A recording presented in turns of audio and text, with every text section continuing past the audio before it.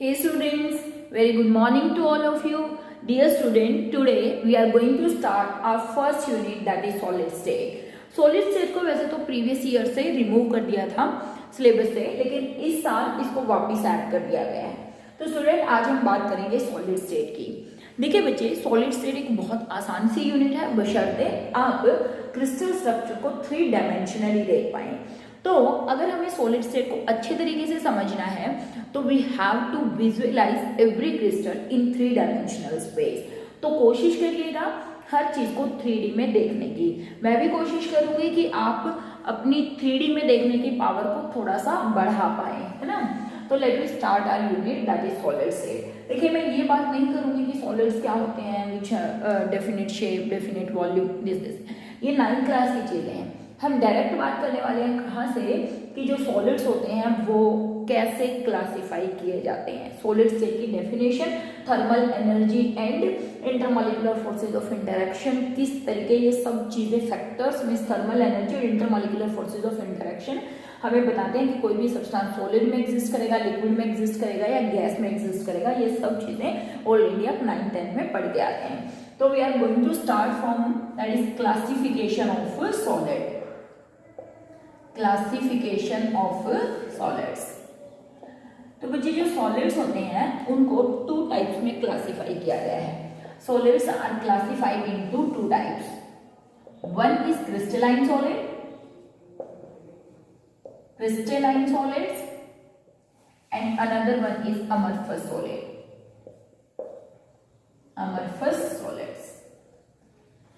तो क्रिस्टलाइन और amorphous solid की क्या क्या प्रॉपर्टीज होती हैं, कैसे आप इन दोनों को डिफ्रेंशिएट कर सकते हैं, उनकी हम बात करने वाले हैं इस लेक्चर के अंदर. तो मुझे देखिए क्रिस्टलाइन सॉलिड का मतलब क्या होता है, ऐसे सॉलिड्स जिसमें कॉन्स्टिट्यूएंट जो एटम्स होते हैं, ठीक है ना, कॉन्स्टिट्यूएंट जो पार्टिकल्स होते हैं, that may be atom, that may be ion, that may be molecule, they are arranged in a regular pattern in 3 dimensional space. Mean अगर किसी सॉलिड में पार्टिकल्स का अरेंजमेंट एक रेगुलर पैटर्न में हो, ऐसे सॉलिड को हम क्या बोलते हैं, क्रिस्टलाइन सॉलिड बोलते हैं. और अगर अरेंजमेंट ऑफ पार्टिकल्स रेगुलर ना हो 3 डायमेंशनल स्पेस में, मतलब कोई पर्टिकुलर ऑर्डर नहीं है कि यहाँ पर कैटायन, यहाँ पर एनायन, यहाँ पर कैटायन, यहाँ पर एनायन होगा, ऐसे रेंडमली इधर उधर एटम्स, आयंस और मॉलिक्यूल बिखरे हुए हैं, तो ऐसे सॉलिड्स को हम क्या बोलते हैं, अमorphous सॉलिड. तो बेटा क्रिस्टलाइन सॉलिड्स दो सॉलिड्स इन विच कॉन्स्टिट्यूएंट पार्टिकल्स, जो कि हमने कहा क्या हो सकते हैं, दे में बी एटम, दे में बी आयंस और they may be molecule, are arranged in a definite regular arrangement in 3 dimensional space. मतलब ऐसे पार्टिकल जिनमें एटम्स, आयन और मॉलिक्यूल का एक रेगुलर 3 डायमेंशनल स्पेस में अरेंजमेंट हो, रेगुलर अरेंजमेंट हो, ऐसे सॉलिड्स को हम क्या बोलते हैं, that is called crystalline solid. जैसे अगर मैं बात करूँ नॉर्मली, मैं वैसे ही कंसीडर कर रही हूँ कि यहाँ पर मेरे पास क्या है, 2 टाइप ऑफ एटम्स हैं लाइक दिस, और ये एक रेगुलर अरेंजमेंट में अरेंज है लाइक दिस वे. मीन्स ये एक पैटर्न है इनका कि यहाँ पर अगर मैं कह रही हूँ ये एनायन है, ये कैटायन है, ये एनायन है, ये कैटायन है, ये एनायन है, लाइक दिस. तो there is a regular pattern, ठीक है ना, there is a regular pattern कि कैटायन एनायन, कैटायन एनायन एक रेगुलर पैटर्न में अरेंज है. ऐसे सॉलिड्स को क्रिस्टलाइन सॉलिड बोलते हैं. और अमorphous क्या हो गए, if constituent particle are not arranged in any regular arrangement in 3 dimensional space. In 3 dimensional space, अगर एटम, आयन और मॉलिक्यूल्स किसी रेगुलर अरेंजमेंट में नहीं है, जैसे मैं कह दूं कि there is no regular arrangement, there is no regular arrangement means atoms, ions or molecule they are arranged in a irregular pattern, इनका कोई पैटर्न नहीं है, ऐसे सॉलिड्स को हम क्या बोलते हैं, दैट इज कॉल्ड अमorphous सॉलिड। तो हम कुछ प्रॉपर्टीज की बात करेंगे किसके बारे में, क्रिस्टलाइन और अमorphous। जो अमorphous सॉलिड्स हैं they are also known as pseudo solids and super cooled liquid, super cooled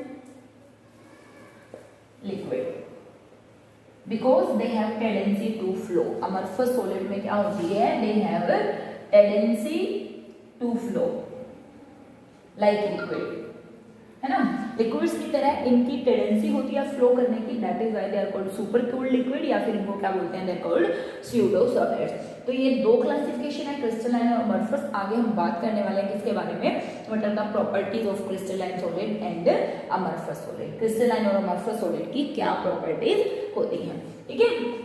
so let me start the properties of crystalline and amorphous solid.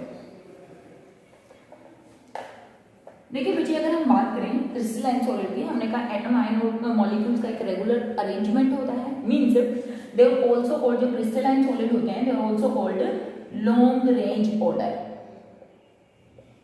They are called long range order, और जो amorphous होते हैं they are called short range order. देखिए ऐसा क्यों है, short range order, they are called long range order, they are called short range. ऐसा इसलिए है क्योंकि एक पर्टिकुलर क्रिस्टलिटी है, मान लीजिए आप एक पर्टिकुलर इस डायरेक्शन में मूव कर रहे हैं, तो आप देखेंगे ये जो अरेंजमेंट है, चाहे आप इनफाइनाइट डिस्टेंस तक कहीं तक चले जाओ, ये कॉन्टिन्यूस रहेगा, सेम रहेगा। आप इस डायरेक्शन में चले जाओ तो भी कॉन्स्टिट्यूएंट पार्टिकल का जो अरेंजमेंट है वो कॉन्स्टिट्यूएंट पार्टिकल का अरेंजमेंट रेगुलर रहेगा, चेंज नहीं होगा। मीन्स लॉन्ग डिस्टेंसेस तक जो अरेंजमेंट है वो कांस्टेंट रहने वाला है, that is why they are called long range order. लेकिन अगर इनकी बात करें, ऐसा हो सकता है कि मैं यहाँ से चली, यहाँ पे मुझे ये पार्टिकल मिला, हो सकता है आगे ये पार्टिकल मिला, उसके बाद मुझे ये वाला पार्टिकल मिला, लेकिन कंफर्म नहीं है कि आगे भी मुझे ऐसे ही पार्टिकल मिलने वाले हैं। हो सकता है उसके बाद फिर से ये इस तरीके के पार्टिकल, मीन्स पार्टिकल्स जो है उनका अरेंजमेंट दूरी तक, ज्यादा दूरी तक या लंबे डिस्टेंस तक रेगुलर नहीं होता, इसीलिए इनको हम क्या बोलते हैं, शॉर्ट रेंज ऑर्डर, ठीक है ना। सेकेंड की अगर हम बात करें, क्रिस्टलाइन सॉलिड जो होते हैं they are anisotropic in nature, anisotropic in nature, और ये जो होते हैं they are isotropic in nature. Crystalline solids anisotropic और अमorphous सॉलिड जो होते हैं they are isotropic in nature. अब मीनिंग क्या है एनाइसोट्रोपिक का, देखिए बच्चे एनाइसोट्रोपिक का मीनिंग होता है different physical properties in different direction. Means for example we have to decide या we have to calculate the physical properties of these solids in different direction. Means मैं इस डायरेक्शन में कॉन्स्टिट्यूएंट पार्टिकल की कोई property को major करना चाह रही हूँ, या मैं इस डायरेक्शन में ऐसे कॉन्स्टिट्यूएंट पार्टिकल की प्रॉपर्टी को मेजर करना चाह रही हूँ, या मैं इस डायरेक्शन में या किसी और डायरेक्शन में ऐसे कॉन्स्टिट्यूएंट पार्टिकल की प्रॉपर्टी को मेजर करना चाह रही हूँ। तो आप देखेंगे जब मैं इधर ऐसे जा रही हूँ तो यहाँ पे इस तरीके के पार्टिकल इंटरेक्ट कर रहे हैं, जब मैं इस डायरेक्शन में जा रही हूँ तो एक बड़ा छोटा या कैटायन एनायन कैटायन एनायन इस तरीके के पार्टिकल इंटरेक्ट कर रहे हैं। मीन्स जब आप क्रिस्टलाइन सॉलिड्स के लिए फिजिकल प्रॉपर्टी डिफरेंट डायरेक्शन में मेजर करेंगे तो इस डायरेक्शन में डिफरेंट प्रॉपर्टी, इस डायरेक्शन में डिफरेंट प्रॉपर्टी, या फिर इस डायरेक्शन में आपको क्या मिलेगी, डिफरेंट प्रॉपर्टी देखने को मिलेगी। जबकि आइसोट्रोपिक का मतलब होता है same physical property in different direction. आप इसमें देख लीजिए, आप इधर से चले, आप इधर से चले, आप इधर से चले, डिफरेंट डायरेक्शन से आप फिजिकल प्रॉपर्टीज मेजर करना शुरू किया, लेकिन क्योंकि इनमें कॉन्स्टिट्यूएंट पार्टिकल का कोई रेगुलर अरेंजमेंट तो होता नहीं है, तो पॉसिबिलिटी ये रहती है कि आप किसी भी डायरेक्शन से जाइएगा आपको लगभग same type of particles interact होंगे in the way, that is why they are called isotropic solid. तो व्हाट इज एनाइसोट्रोपिक? एनाइसोट्रोपिक का मतलब है different physical properties, different physical properties in different direction, in different direction. जैसे refractive index है, अगर आप refractive index major करेंगे इसके लिए किसी भी क्रिस्टलाइन सॉलिड के लिए, तो आपको अलग अलग डायरेक्शन में अलग अलग रिफ्रैक्टिव इंडेक्स देखने को मिलेगा। जैसे कि इलेक्ट्रिकल प्रॉपर्टीज हैं, तो आपको क्या मिलेगी, डिफरेंट डायरेक्शन में डिफरेंट देखने को मिलेंगी। और आइसो का मीनिंग होता है same, means same physical properties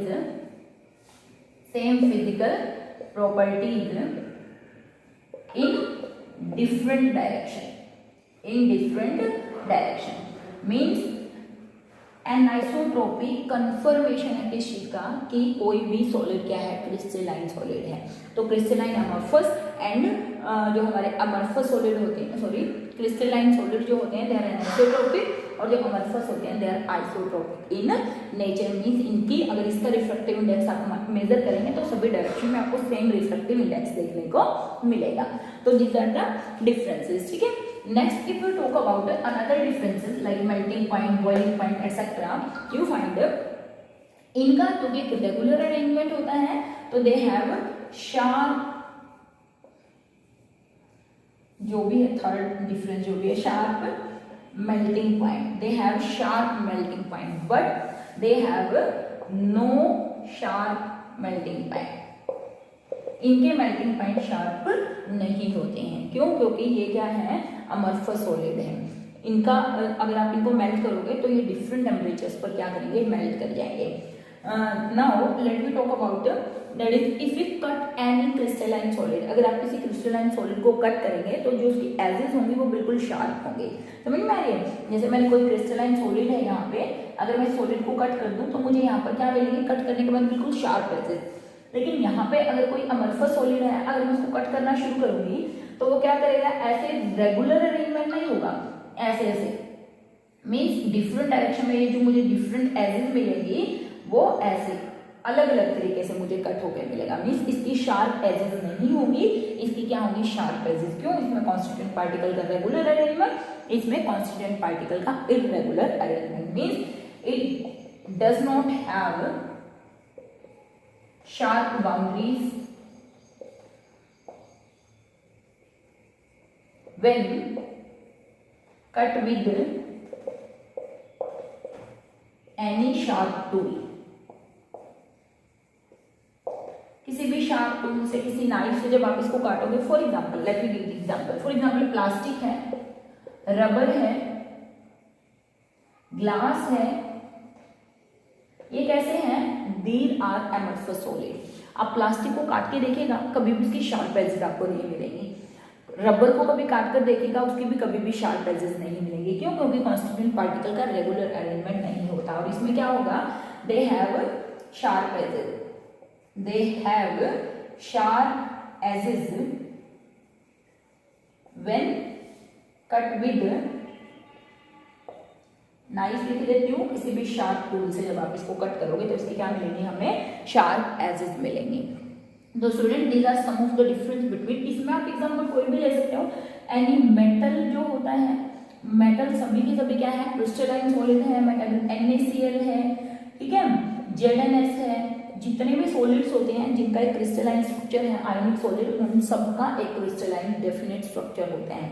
जबकि अमorphous सॉलिड में कौन आते हैं, प्लास्टिक, रबर, ग्लास एक्सेट्रा, ठीक है। तो ये these are the small differences, just आपको रीड करना है, यहाँ से कोई खास ऐसी चीजें नहीं है जो आपको ऑलरेडी इनमें से मालूम ना हो। मोस्ट ऑफ द थिंग्स आप इनमें से जानते हैं। आइसोट्रोपी या एनाइसोट्रोपी में भी एक नई प्रॉपर्टी आपके लिए हो सकती है। तो long range order, short range order and anisotropy और आइसोट्रोपी, इस बात को याद रखना है, ये इंपॉर्टेंट आप बोल सकते हो यहाँ पर है, ठीक है।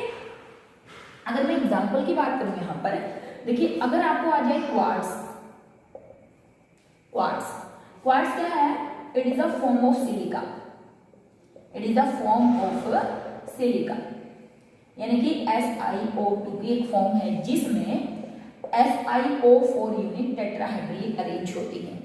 हमने क्या कहा, quartz is a form of silica SiO2 in which SiO4 units are arranged in a regular pattern। तो अगर क्वार्ट्स आता है तो it is a crystalline solid. लेकिन अगर आ जाए क्वार्ट्स ग्लास, तो ये कैसा सॉलिड है, it is a amorphous solid. Again formula इसका भी यही होता है SiO4, but in this the SiO4 units are not regularly arranged, they are arranged irregularly. जैसे अगर मैं इसमें बात करूँ ना कि SiO4 में ऐसे सारा एक रेगुलर अरेंजमेंट होता है कॉन्स्टिट्यूएंट पार्टिकल का, ठीक है ना, लाइक दिस, ठीक है। लेकिन यहाँ पर ऐसा कोई रेगुलर अरेंजमेंट नहीं है, ऐसे किसी भी तरीके से SiO4 यूनिट क्या होती है, अलग अलग डेफिनेट पैटर्न में। इसका एक छोटा सा डायग्राम आपकी बुक में दिया हुआ है, आप उसको देख सकते हैं अच्छे तरीके से। मीन्स इसमें SiO4 यूनिट रेगुलर अरेंजमेंट नहीं है, that is quartz glass which is example of amorphous solid, and quartz SiO4 unit are regularly arranged, it is the example of that is crystalline solid. तो student these are some differences जो आपको करने हैं, ठीक है। Next जो topic हम करने वाले हैं that is the classification of crystalline solids. Crystalline solids को फर्दर कितने टाइप में क्लासिफाई किया गया है on the basis of forces of interaction between them. So now let me discuss the classification of crystalline solid, क्योंकि इस chapter में हमें पढ़ना ही crystalline solids के बारे में है। So classification of crystalline solid।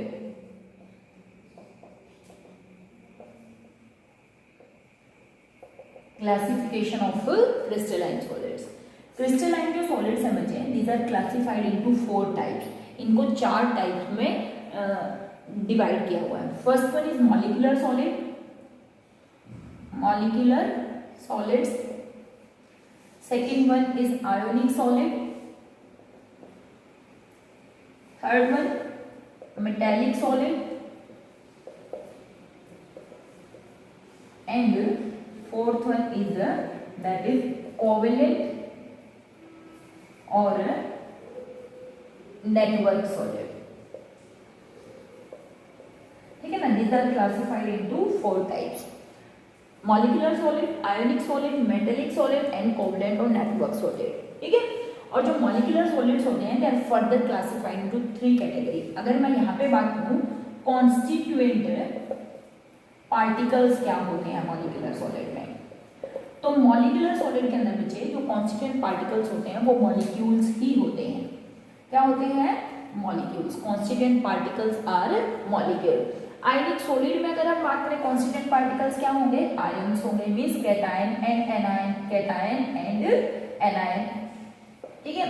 Metallic solid की अगर हम बात करें तो हम क्या बोलेंगे, मेटालिक सॉलिड में कॉन्स्टिट्यूएंट पार्टिकल्स क्या होंगे, positively charge kernels dip in C of mobile electron, C of mobile electron, kernels means positive charge, positively charged kernels dipped in C of mobile electron means constituent particles क्या होंगे metallic solid में ये होंगे।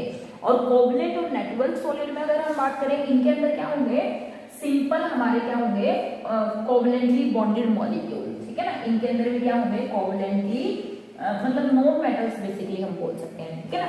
Constituent particle क्या होंगे, non metals bonded by covalent bond,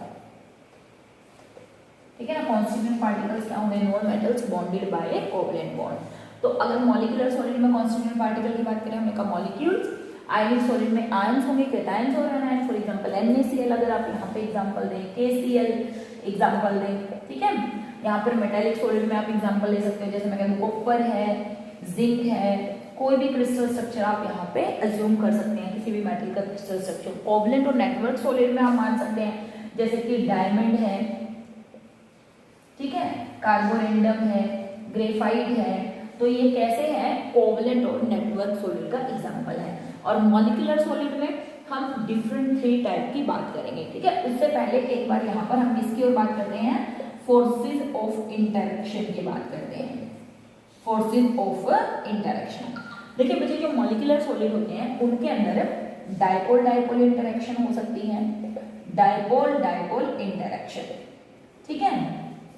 वहां पर क्या हो सकती है, दैट इज डिस्पर्जन फोर्सेस हो सकते हैं, डिस्पर्जन फोर्सेस यानी कि लंडन फोर्सेस हो सकते हैं, और उसके साथ साथ क्या हो सकती है, हाइड्रोजन बॉन्डिंग हो सकती है। ठीक है, मीन्स इनके अंदर जो फोर्सेज ऑफ इंटरेक्शन होते हैं dipole dipole interaction, dispersion forces, London forces या फिर हाइड्रोजन बॉन्डिंग हो सकती है। अगर हम आयोनिक सॉलिड में बात करें तो हमें मालूम है या तो कोलम्बिक फोर्सेज होंगे या फिर क्या होंगे, electrostatic forces, electrostatic forces of interaction, क्योंकि आयनिक कंपाउंड है, आयनिक सॉलिड होंगे तो फोर्सेज ऑफ इंटरेक्शन कौन से होंगे, इलेक्ट्रोस्टैटिक फोर्सेज ऑफ इंटरेक्शन। अगर हम मेटेलिक सॉलिड्स की बात करें तो ऑब्वियस सी बात है क्या होंगे, मेटेलिक बॉन्ड, है ना, इनके अंदर कौन से फोर्सेज ऑफ इंटरेक्शन होंगे, मेटालिक बॉन्ड होंगे मेटल के बीच में, और आयंस के बीच में जो फोर्सेज ऑफ इंटरेक्शन होते हैं या दो कॉन्स्टिट्यूएंट मेटल आयन के बीच में जो फोर्सेज ऑफ इंटरेक्शन होते हैं that is called metallic bond. ठीक है, और यहाँ पर अगर हम बात करें मेटालिक सॉलिड में क्या होंगे, मेटालिक बॉन्ड होंगे। मेटालिक बॉन्ड का मतलब क्या हुआ, जो इलेक्ट्रॉन होता है और जो पॉजिटिवली चार्ज कर्नल होता है उसके बीच में जो फोर्सेज ऑफ इंटरेक्शन होते हैं उसको क्या बोलते हैं, मेटालिक बॉन्ड। तो उनके अंदर क्या होंगे, मेटालिक फोर्सेज ऑफ इंटरेक्शन। और अगर हम कोवलेंट और नेटवर्क सॉलिड के अंदर बात करें कि इनके अंदर क्या होंगे, ऑब्वियस है, मैंने पहले लिखा हुआ है कि they have forces of interaction that is covalent bond. तो इस तरीके से इन सभी में ये टाइप के फोर्सेज ऑफ इंटरेक्शन होने वाले हैं।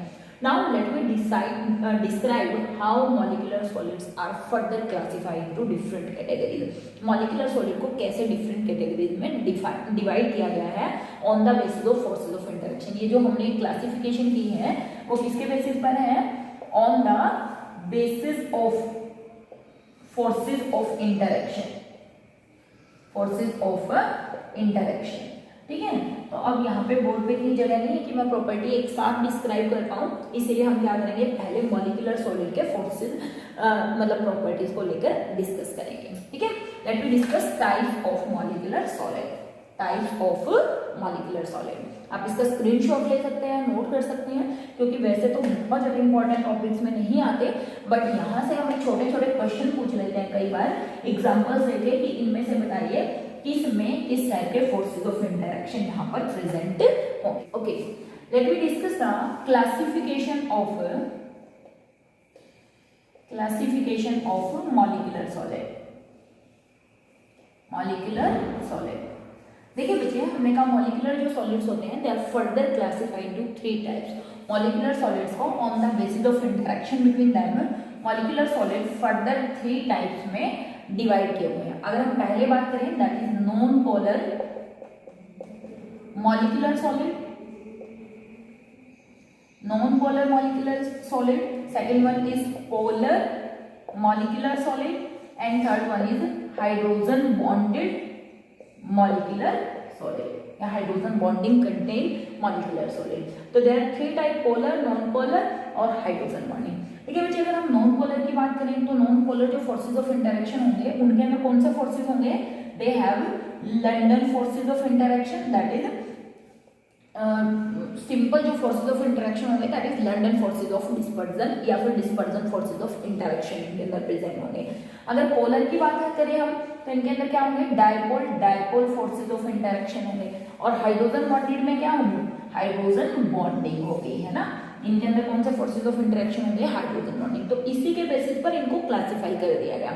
देखिए अगर मैं एग्जांपल दूं नॉन पोलर मॉलिक्यूलर सॉलिड में, हम कह दें जैसे H2 है, Cl2 है, Br2 है, CO2 है, सॉलिड CO2, क्योंकि ये भी कैसे होती है, नॉन पोलर होती है, CCl4 है, अच्छा इसके बाद CH4 है, नोबल गैसेस हैं, ये सब के सब इसके अंदर इंक्लूड होंगे नॉन पोलर मॉलिक्यूलर सॉलिड के अंदर, क्योंकि इनकी पोलैरिटी 0 होती है। ठीक है, अगर हम इनकी बात करें पोलर मॉलिक्यूल में, जैसे मैं कह दूं SO2 का बैंड स्ट्रक्चर होता है, प्लस में पढ़ के आए वो पोलर मॉलिक्यूल है। ठीक है ना, HCl है, hydrogen chloride molecule, polarity slightly negative slightly positive. तो पोलर मॉलिक्यूल्स में कौन आएंगे, ऐसे मॉलिक्यूल जिनमें कुछ पोलैरिटी अराइज होती हो। हाइड्रोजन बॉन्डिंग, जिनमें हाइड्रोजन बॉन्डिंग हो, जैसे मैं कहूँ वाटर है दैट इज आइस की फॉर्म में हाइड्रोजन बॉन्डिंग कंटेन करता है। ठीक है, कोई भी ऐसा स्ट्रक्चर जिसमें हाइड्रोजन बॉन्डिंग इंक्लूड होगी वो किसमें आएगा, हाइड्रोजन बॉन्डेड मॉलिक्यूलर सॉलिड में आएगा। तो अब हम अगर इनकी प्रॉपर्टीज की बात करें, देखिए प्रॉपर्टीज में कुछ खास डिफरेंसेस होते नहीं।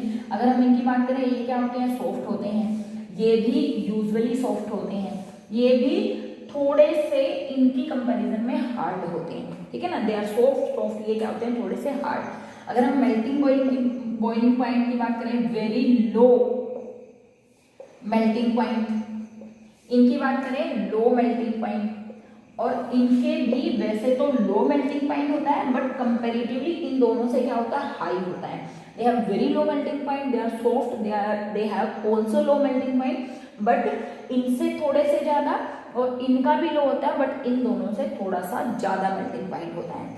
ये नॉन कंडक्टर होते हैं, non conductor of electric current, non conductor of electric current, ये भी नॉन कंडक्टर होते हैं और ये भी नॉन कंडक्टर होते हैं। मींस ये सभी के सभी इलेक्ट्रिक करंट को कंडक्ट नहीं करते हैं, चाहे वो हाइड्रोजन बॉन्डिंग H2O हो, प्योर वाटर कंडक्टर नहीं होता, SO2 HCl ये भी नॉन कंडक्टर होते हैं, ये भी क्या होते हैं, non conductor of electric current होते हैं। ठीक है, तो ये कुछ प्रॉपर्टी हो गई किसकी, कि किस तरीके से इनको फर्दर क्लासिफाई किया गया है। तो हमें क्वेश्चन में दे देंगे जैसे कुछ एग्जांपल्स देके और आपको पूछ लेंगे कि बताइए ये किस तरीके के सॉलिड है, मॉलिक्यूलर है, आयनिक है, मॉलिक्यूलर में भी कौन से हैं, पोलर है, नॉन पोलर है, या फिर हाइड्रोजन बॉन्डेड। अगर आप स्टेट की बात करें, स्टेट ये कैसे होते हैं, यूजुअली देखिए H2Cl2 हमें मालूम है या तो ये गैसियस फॉर्म में होते हैं या फिर यूजुअली किस फॉर्म में होते हैं, लिक्विड फॉर्म में होते हैं। ये भी SO2 गैस है, HCl गैस है, गैसियस फॉर्म में, और ये गैसियस फॉर्म में कभी कभी लिक्विफाई भी हो सकते हैं, और ये भी लिक्विफाई भी हो सकते हैं। तो स्टेट क्या होगी, ये गैसियस फॉर्म में एग्जिस्ट करते हैं, ये गैस होते हैं या लिक्विड, ये गैस या फिर लिक्विड, और कभी कभी हमने कहा कि क्या हो सकते हैं, सॉलिडिफाई हो सकते हैं। ठीक है, तो these are the properties of molecular solid. तो बहुत सिंपल सा कंसेप्ट है, ऑलरेडी आपको नोन है, बस ये एक टॉपिक था इसलिए मुझे करवाना पड़ रहा है, अदरवाइज ऐसा कुछ नहीं है जो चीजें आपको ऑलरेडी नहीं मालूम हो। ठीक है, now you can take screenshot, you can make notes also. Then let me move on the types of ionic solid and their properties. मुझे आयोनिक सॉलिड बिल्कुल वही प्रॉपर्टीज हैं जो आप 9th क्लास में पढ़कर आए हैं। आयोनिक सॉलिड जिनमें हमने कहा कॉन्स्टिट्यूएंट पार्टिकल्स क्या होते हैं, आयंस, जिनमें फोर्सेज ऑफ इंटरेक्शन क्या होते हैं, इलेक्ट्रोस्टैटिक या कोलम्बिक फोर्सेज ऑफ इंटरेक्शन। ठीक है ना, इलेक्ट्रोस्टैटिक फोर्सेज ऑफ इंटरेक्शन। देखिए अब इनकी अगर आप प्रॉपर्टीज एग्जांपल्स की बात करिए, जैसे मैंने कहा NaCl है, ZnS है ना, Cu2S है, कोई भी आयनिक सॉलिड होगा, कोई भी आयनिक सॉलिड होगा, उसका कैसा स्ट्रक्चर होगा, दैट इज उसके अंदर कैसे फोर्सेज ऑफ इंटरेक्शन होंगे, इलेक्ट्रोस्टैटिक फोर्सेज, और वो किस में इंक्लूड होगा, आयनिक सॉलिड की कैटेगरी में इंक्लूड होगा, जिसमें कॉन्स्टिट्यूएंट पार्टिकल्स क्या होंगे, आयंस होंगे। ठीक है, अगर इनकी प्रॉपर्टीज की बात करें, हमें मालूम है कि आयनिक सॉलिड क्या होते हैं, दे आर हार्ड, है ना, सॉलिड स्टेट में, in solid state poor conductor होते हैं, they are poor conductor, but in aqueous state they are good conductor, but in aqueous state they are good conductor, good conductor। ठीक है, similarly अगर हम बात करें किस चीज की, कि ये इलेक्ट्रिसिटी का कंडक्शन करते हैं कि नहीं, बिल्कुल करते हैं। वो तो हमने कह दिया कि किस स्टेट में करते हैं, तो एक्वस स्टेट में करते हैं या फिर किस में करते हैं, मोल्टन स्टेट में ये क्या करते हैं, इलेक्ट्रिसिटी का कंडक्शन करते हैं, हार्ड करते हैं होते हैं। मेल्टिंग पॉइंट क्या होते हैं, यूजुअली हाई होते हैं, इनके मेल्टिंग पॉइंट क्या होते हैं, यूजुअली हाई। किसी भी पोलर सॉल्वेंट में आसानी से डिजोल्व हो जाते हैं, वाटर सॉल्युबल होते हैं, बट नॉन पोलर सॉल्वेंट में डिजोल्व नहीं होते। Water soluble and soluble in any polar solvent। किसी भी पोलर सॉल्वेंट में घुल जाएंगे, क्यों, क्योंकि हमें मालूम है पोलर जो होते हैं वो एक दूसरे में डिजोल्व हो जाते हैं। Polar solvent can dissolve polar substances in it या पोलर मॉलिक्यूल इन इट। ठीक है, अच्छा, उसके साथ साथ हमने कहा कि नॉन पोलर में नहीं होंगे, not soluble in non polar solvent. बिल्कुल वैसे ही जैसे हमारे हम ये बोल सकते हैं आयनिक सॉलिड्स होते हैं, जो प्रॉपर्टीज आयनिक सॉलिड की आप 9th क्लास में पढ़ के आते हैं, सेम प्रॉपर्टीज यहाँ पे हमें लिखनी है, एग्जांपल्स लर्न करने हैं कि कौन से आयनिक सॉलिड की कैटेगरी में इंक्लूड होंगे। ये सबसे आसान वाले क्लासिफिकेशन था आयनिक सॉलिड का। नाउ द थर्ड जो हमारा था कौन सा, दैट इज कोवैलेंट मॉलिक्यूल्स और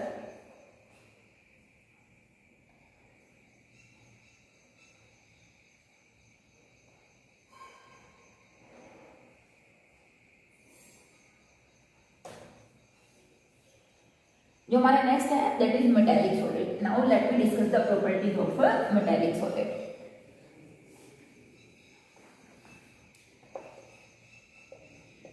मेटेलिक सॉलिड्स ऑब्वियस है, हमने डिस्कस कर दिया है। इनके लिए जो फोर्सेस ऑफ इंटरेक्शन तो होते हैं वो कौन से होते हैं? मेटेलिक बॉन्ड होते हैं, दे हैव मेटेलिक बॉन्ड। और कॉन्स्टिट्यूएंट पार्टिकल्स जो होते हैं वो कौन होते हैं?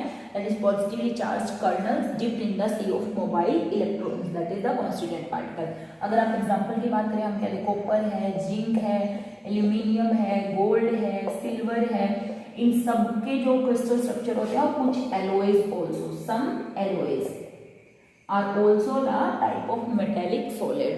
अब मेटल की जितनी भी प्रॉपर्टीज होती हैं वो सब हमें मेटेलिक सॉलिड में इंक्लूड करनी है। Means they are very hard, they have very high melting and boiling point, they are lustrous, they are malleable, they are ductile, they are sonorous. जितने भी सॉलिड्स होते हैं जो अब मेटेलिक सॉलिड में क्लासिफाई करके आते हैं कि मेटल्स की क्या क्या प्रॉपर्टी होती है, वो सब प्रॉपर्टीज हमें यहाँ पर लिख देनी है।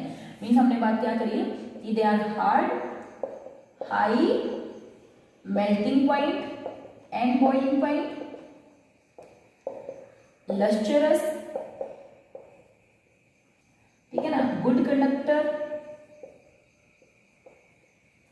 मेलेबल, डक्टाइल, ठीक है ना। जितनी भी मेटल्स की प्रॉपर्टी होती है वो सब हमें यहाँ पर इंक्लूड करनी है। तो ये हो गए हमारे मेटेलिक सॉलिड। आई थिंक आप इजीली इस टॉपिक को आसानी से कर सकते हैं, इसमें कोई इश्यू नहीं है।